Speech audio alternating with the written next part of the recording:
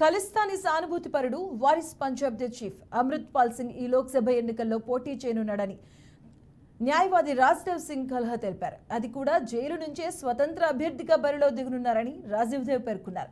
అమృత్పాల్ ప్రస్తుతం అస్సాంలోని విభ్రూగఢ్ జైల్లో ఉన్నారు. అమృత్పాల్ కు కలిసేందుకు బుధవారం తాను జైలుకు వెళ్లినప్పుడు లోక్సభ ఎన్నికల్లో పోటీ చేస్తానని అమృత్పాల్ చెప్పినట్లు రాజ్దేవ్ పేర్కొన్నారు. ఏ పార్టీ తరపున కాకుండా స్వతంత్ర అభ్యర్థిగా పంజాబ్లోని ఖదూర్ సాహిబ్ లోక్సభ నియోజకవర్గం నుంచి అమృత్పాల్ పోటీ చేస్తారని వెల్లడించారు. ఇక అమృత్పాల్ సింగ్ ను గత ఏడాది ఏప్రిల్లోనే పంజాబ్లోని మెగా జిల్లాలో పోలీసులు అరెస్టు చేశారు. అమృత్పాల్ పై నేషనల్ సెక్యూరిటీ యాక్ట్ కింద కేసు నమోదై అరెస్ట్ అయ్యింది. ఇక ఆ తర్వాత అస్సాంలోని విభ్రూగఢ్ జైలుకు తరలించారు.